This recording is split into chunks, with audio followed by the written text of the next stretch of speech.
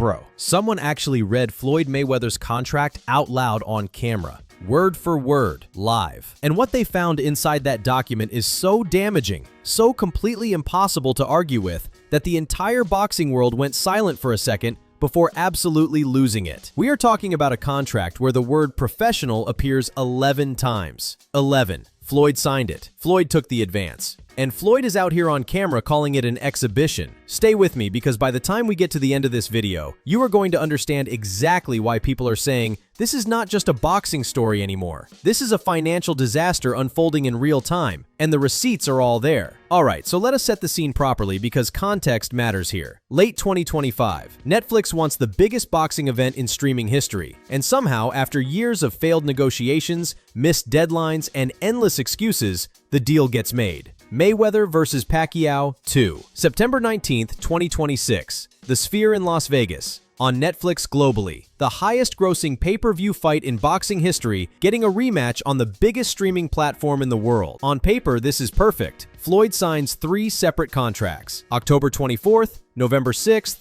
December 14th. All 3 say the same thing. Professional sanctioned fight. Floyd's 50-0 record on the line goes on the permanent record of both fighters. He collects deposit payments on all 3 and then takes a cash advance on the actual fight purse, borrowed against a fight that had not happened yet. Netflix makes the global announcement. The Sphere is confirmed. Everything is locked, and the whole boxing world is buzzing. And then Floyd goes to a meet and greet at Caesar's Palace and tells reporters it is an exhibition. Right, an exhibition. After signing 3 contracts, after taking the money, after Netflix announced it worldwide as a professional fight, he stood in a shopping center and said it is not actually a fight. It is an exhibition. And that one sentence started a chain reaction that is still going right now. Here is where it gets crazy. Jazz Mather, the CEO of Manny Pacquiao Promotions, does not just go on ESPN and say Floyd is in breach. He actually pulls out the contract on camera and reads it out loud, word for word. And this is the moment that broke the internet. He reads, and I am quoting directly here, "The main event bout of the boxing program will be a boxing match between Manny Pacquiao and Mayweather. The match will be a professional and sanctioned match and shall count on the official professional records of Mayweather and Pacquiao." Then he looks up from the document and says the word professional is in this contract 11 times. 11 times. Not once, not twice, 11. Bro, there is no gray area. There is no miscommunication.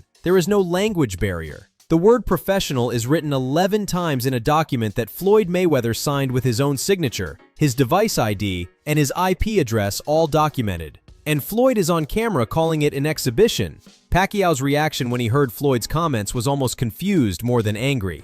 He said, "Is that what he is feeling? But he signed a real fight. The contract we signed is a real fight. No exhibition. It is either a real fight or nothing." And Mather backed him up immediately on ESPN. Floyd is officially in breach of contract. Not potentially, not allegedly, officially. And he has been in breach since the day he opened his mouth at Caesar's Palace. No cap, this is one of the most audacious moves in boxing history. You sign 3 contracts. You take the money 3 times. You take an advance on the purse, and then you call it an exhibition and act like the paperwork does not exist. The confidence is actually staggering. The boxing world did not hold back, not even slightly. Max Kellerman went straight to the point. He said Floyd does not want a professional fight because he is right at the age where fighters fall off a cliff physically. Nearly 50 years old, body not responding the same way. And Pacquiao just went the full distance against a world-class younger fighter in Barrios. Meanwhile, Floyd's last real professional fight was against Conor McGregor, who was making his pro debut. That was 2017, nearly a decade ago. The physical reality is brutal, and everyone knows it. Oscar De La Hoya was not calm about any of this. He went completely off and brought receipts from his own history with Floyd. He said Floyd retired for exactly 1 year and 1 day to dodge their rematch clause, then came back the day after it expired. 1 year and 1 day. He said, "Floyd, your own father said you lost against me." And he ended with, "I will even fight Jake Paul. Let us go." Oscar is not holding anything back, and honestly, the energy is understandable. Gabe Rosado made a point that landed differently. He said Floyd was probably advised not to do a professional fight at this stage of his life. His team likely told him it was a bad idea, but Floyd needs the money, and the Netflix payday was too big to turn down, so he signed it anyway, then got in the gym, felt his body, and panicked. And now he is trying to rebrand a professional fight as an exhibition after already cashing the check. Dana White came in with the most serious warning of anyone. He said there is not enough money in it to ruin your life and not go to jail. Federal prison. That is not a random commentator throwing heat. That is someone who has known Floyd since the amateur days, telling him directly he is in genuinely dangerous legal territory. Wade Plemons said it plainest of all. Either someone completely messed up the paperwork and both sides signed different things they did not understand, or Floyd Mayweather is trying to scam Netflix the same way he has scammed everyone else. And given the history, given the Dubai situation, given Logan Paul, given the Deji fight, given all of it, the answer is probably not a paperwork error. Stay with me, because here is where it genuinely escalates into something nobody expected. Paulie Malignaggi dropped a detail that almost everyone else missed, and it completely reframes the financial stakes of this entire situation. He pointed out that legal sports betting is now active across the United States. A sanctioned professional fight can be bet on legally nationwide. An exhibition cannot. There is no gambling market on an exhibition because there is no official winner or loser. Which means the difference between Floyd calling this a real fight and an exhibition is not just about his 50-0 record. It is an entirely different revenue ecosystem. Sportsbooks, betting handle, affiliate deals, all of it, gone. If Floyd turns this into an exhibition, Netflix loses a significant revenue stream. Promoters lose. Every business partner in the financial chain loses money. The gap in value between a real fight and an exhibition in 2026 with legal betting nationwide is enormous. And Floyd signed for the real fight version and took the money for it. And then there is the asset situation.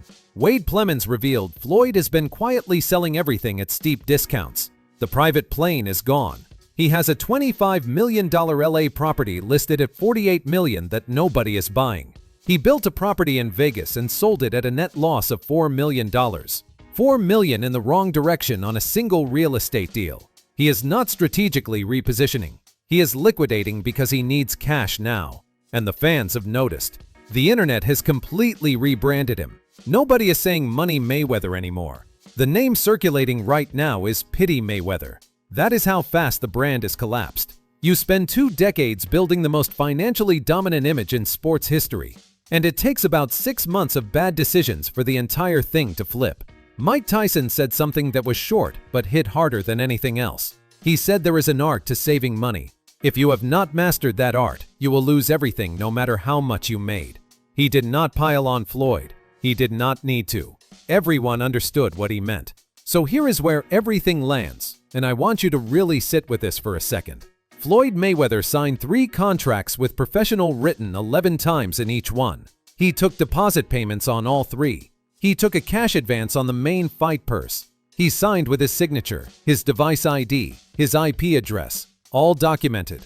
Then he stood in a shopping center and called it an exhibition. He is selling planes and properties at a loss. He has an IRS investigation open. He owes a Miami jeweler $1.4 million. He has unpaid rent on a Manhattan luxury apartment. Logan Paul is owed somewhere between $2 and $5 million. And the people who fronted him $10 million for the Logan Paul Dubai fight never saw a single dollar back. Pacquiao is calm. His lawyers are ready. The contract has been read out loud on camera. The word professional is in there 11 times. And Jazz Mather is warned publicly that if this goes to full legal war, confidential financial information about Floyd that is currently protected will become public in discovery. He did not say what that information is. He did not need to. The warning itself says everything. Paulie Malignaggi made the most logical point of anyone. Floyd is not necessarily broke in the traditional sense. He is over-leveraged. And the only move that actually solves his problems is to do the Netflix fight properly. Take the massive payday and stabilize. His ego is the only thing standing between him and the solution to his own crisis. The zero protected Floyd's legacy for a decade, built the brand, justified every payday. But right now, the IRS does not care about the zero. The jeweler does not care about the zero. Logan Paul's lawyers do not care about the zero. And a contract that says professional 11 times definitely does not care about the zero. Here is my question for the comments. Do you think Floyd actually fights in September, or does he find a legal loophole and wriggles out one more time? Because history says he always finds a way. But this time, the receipts are public, the contract has been read on camera, and Netflix is not a small promoter he can ghost. Drop it below. Subscribe if you are new. We cover boxing stories like this every single week. See you in the next one.